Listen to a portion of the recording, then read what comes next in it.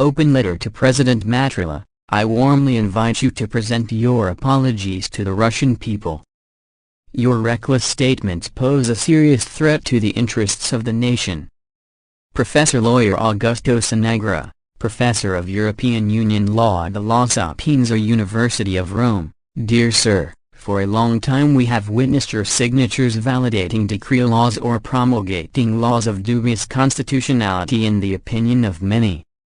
I ignore your knowledge of the constitutional, but many have also harbored doubts regarding your awareness.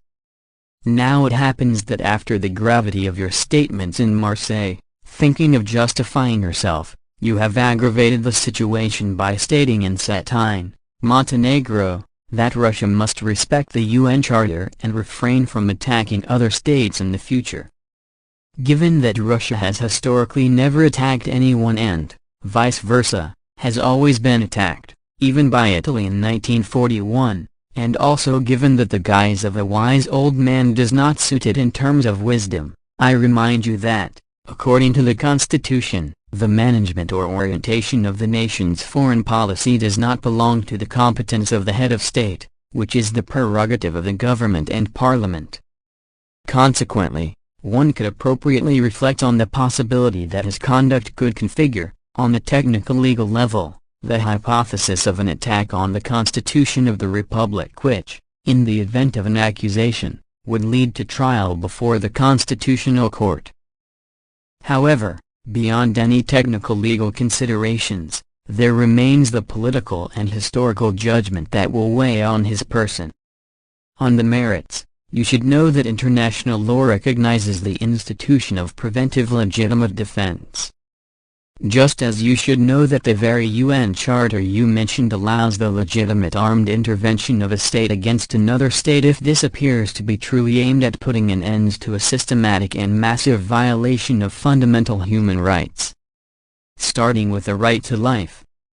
This is exactly what happened in Donbass, Ukraine, from 2014 until the Russian military intervention in 2022.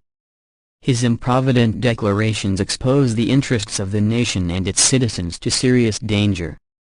His statements seem to defend the interests of the European Union more towards a military option than a peace one. A European Union now in a state of moral, political and economic rot, as U.S. Vice President Vance well said, which this European Union slapped almost brutally on the occasion of the Munich Security Summit.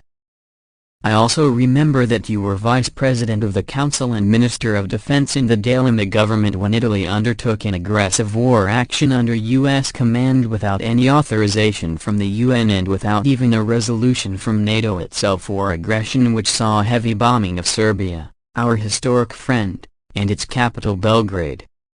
And this with all due respect to the Art. 11 of the Constitution, which only allows defensive war.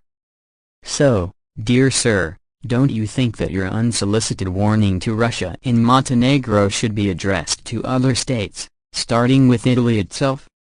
Finally, I note that today, with pomp and honors, you received Mr. Isaac Herzog, President of the State of Israel, who to date has disregarded 73 UN resolutions and who has handed himself over to the reproach of the people for what he has done and continues to do in the preordained and continued extermination of the Palestinian people. Do you have nothing to say to the State of Israel regarding compliance with the Charter of the United Nations? I again warmly invite you to make a public apology to the President and the Russian people.